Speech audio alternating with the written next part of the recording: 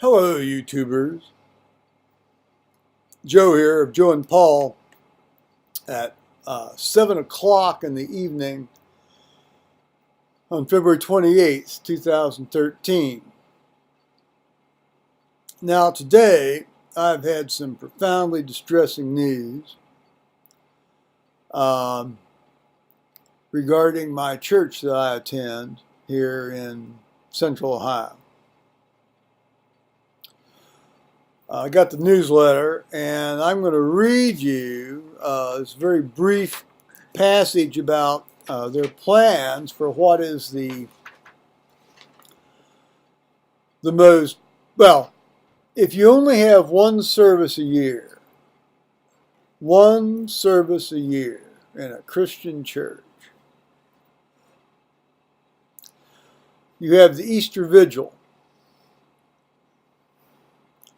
During that night, on Saturday night, stretching into Sunday morning, in the olden days, that's the way they did it. Now it's a relatively long service, sometimes Saturday evening.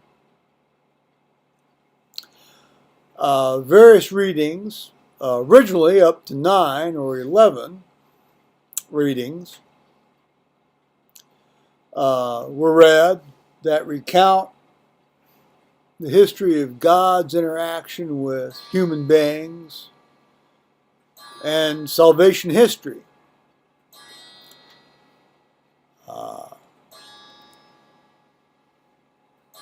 It's become truncated over the years. They may knock it down to 3 or 4 readings, and then you have sort of a standard service with two more readings, and then you sing the Gloria, and then you have the Eucharist or the Communion, Holy Communion. The Holy Communion. Quite often there's baptisms, which is neat. You have people being baptized, either infants or adults or, teenagers that have, decided to become Christian. It is a magnificent service. It is one of the most ancient services in the Christian church. Now, in my upbringing, I had not been exposed to this. I went to a very austere Protestant tradition church. We had Christmas services, but it was on Christmas Day. We didn't do Christmas Eve services. We had Easter services, but on Easter Sunday, we didn't do Easter Eve services. There were no separate Good Friday services. It was very austere. But since I've attended the Episcopal Church, I've come to appreciate the liturgical benefits of these various services. In fact, the first 4 or 5 years I attended this church I attend in Central Ohio, I didn't go to the Easter Vigil. I don't need to go to the Easter Vigil. Well, I didn't know what I was missing. So when I finally first went, I was blown out of the water. It's magnificent. Of course, then you start learning about things, and it's great.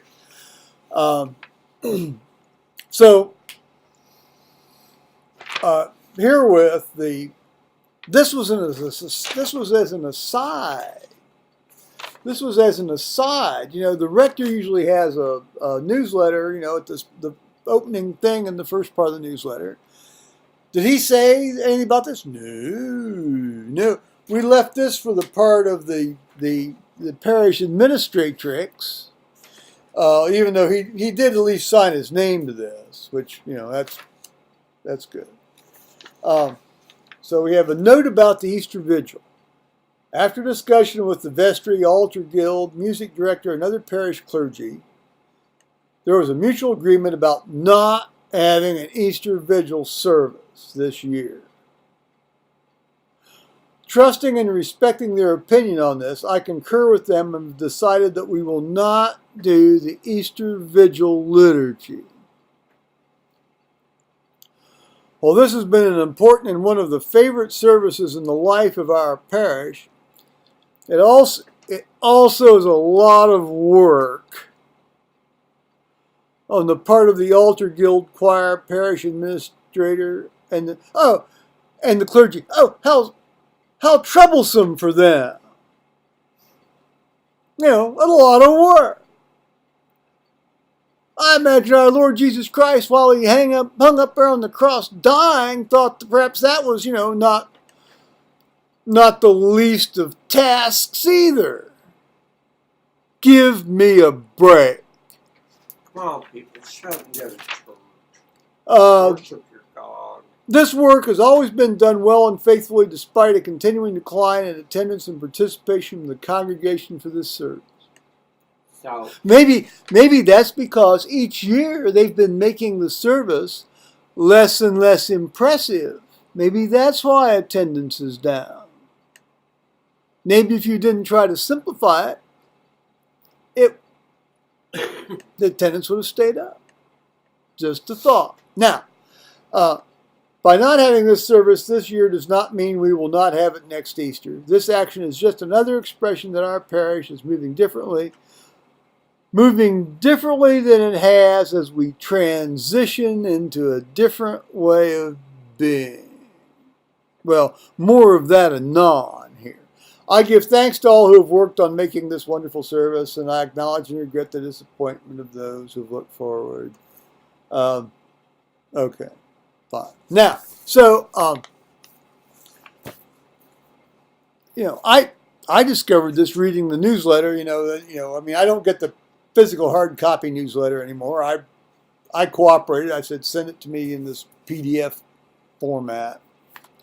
Well, I happened upon this because, you have to go up and down, up and down, up and down. I was appalled.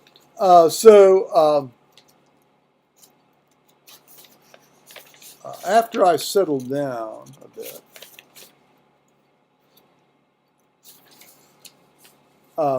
I sent this email to my rector today at 3:21 p.m.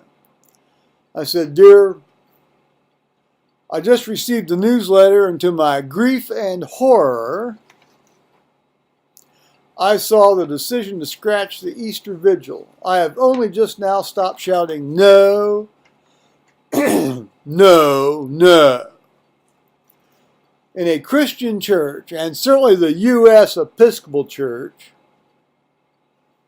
which many people, and this is not necessarily directed to our congregation, view as a suspect church, a sect, if you will,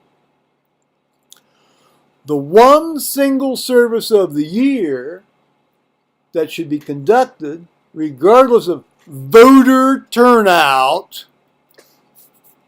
This is not some political game played on CNN or PBS. Regardless of voter turnout, the one service that sums up what we are all about is the Easter Vigil.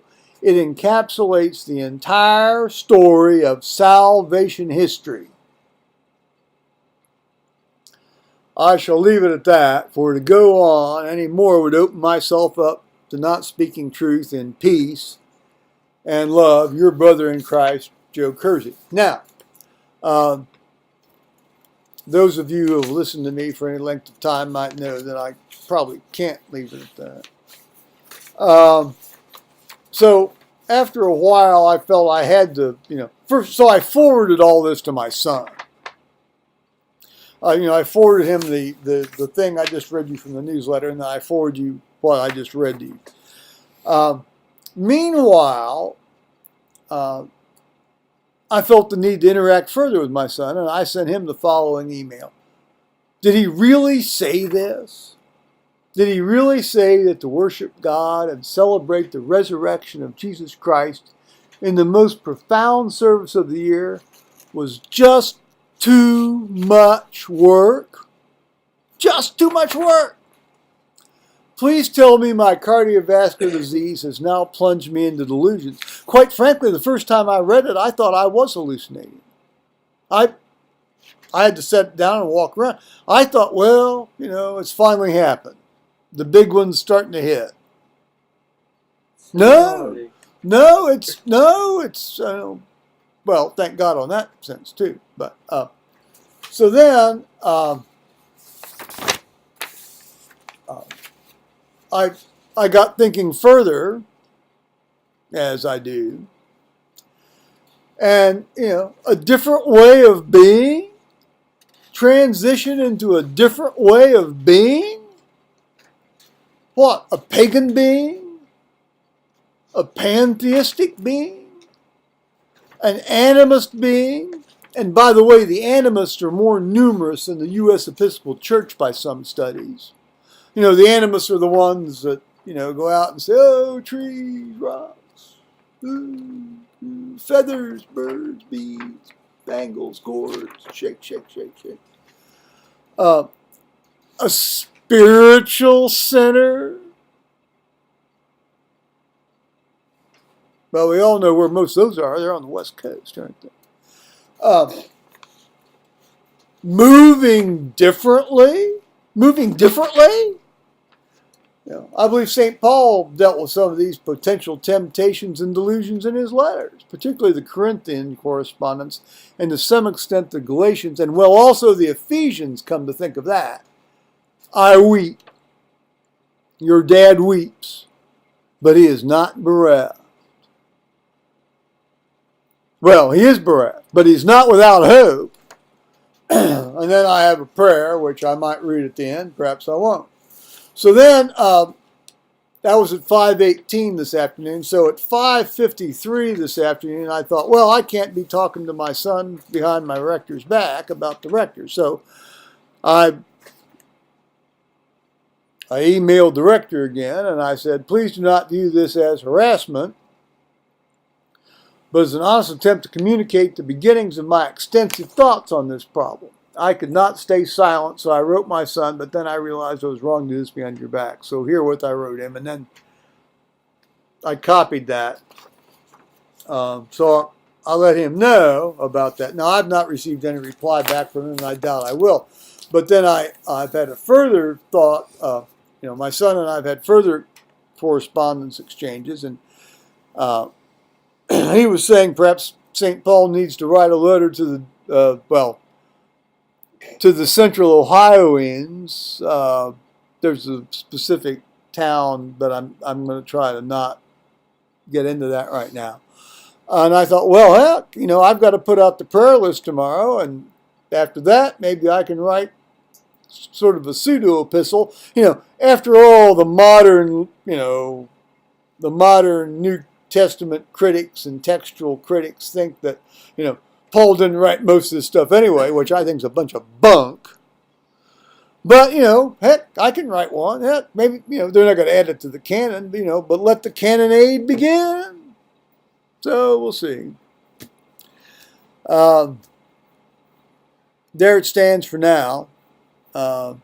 Meanwhile, my buddy Mike has been, dealing with his various Skype and FaceTime issues, and he got this new sort of ultra router booster that he can have out in his shop. So it seems to work. He talked to me on it, and I still haven't figured out how to make Skype do what it's supposed to do. But heck, it's a Microsoft program, isn't it? I mean, it's not really designed to work on Macintoshes or Apple systems.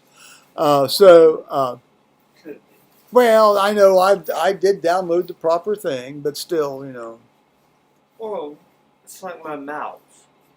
It can work with multiple instruments, including Mac. Yeah, well, yes, well, I just need to go over and buy a $70, Magic Mouse. Oh, yes, I can go buy my own. Well, I'm sure you can, but Run over on a day off and do it. Well, it's neat. It's very nice. It's overpriced, but it's nice. Yeah, I know. It doesn't fly all over the sky like my cheap little $19 one does. Yes. Well, I think that concludes today's festivities. I I'm not going to abandon ship. I'm going to hold on like grim death to the floating planks. I've sort of made a commitment to this place, and as I said to the rector the other week when we were having a conversation, in which, by the way, he did not hint that we were not going to have the vigil. He hinted that we might be doing it at a different church because of another congregation getting ready to shut down. As an act of solidarity or sympathy that we'd go down there. But he didn't say we weren't going to have our own service. I just, wow. So, well, I know I didn't complete that last thought, but anyway, until the non-YouTubers, tomorrow obviously will be a fairly busy day. I've got to do the prayer list, and then I may start writing Epistle Paul to the Central Ohioans here. We'll see. Alrighty now. Bye-bye.